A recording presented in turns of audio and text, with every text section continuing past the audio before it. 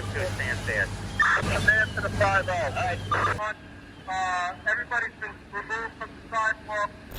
So we're over here on Jamaica Avenue and 107th Street. There was a fire last week at the property. Our client called us up. We arrived and the fire department was doing a great job putting the fire out. They were here for 12 hours. This is a one-story structure, 40 by 100. Came across as a 5-alarm fire. It was an exterior attack by the fire department. As you can see here, there's extensive fire damage. We've got burnt roof rafters throughout the entire property. As you can see, there's a lot of business personal property here. Our client actually has a tenant who rents the store to a dollar store. And as you can see, the dollar store has a lot of inventory that was damaged here. Household items, PPE, and other things that you need for your household.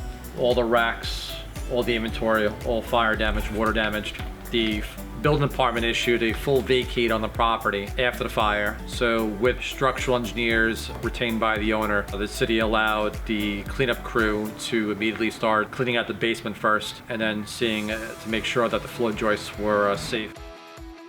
We're in 2022, post-COVID times. As you can see in the extensive repairs, the landlord replaced the roof, replaced a lot of the structural damages as well as the finishes throughout the building. Jamaica Avenue is thriving again. We have the physical therapy place back in operation.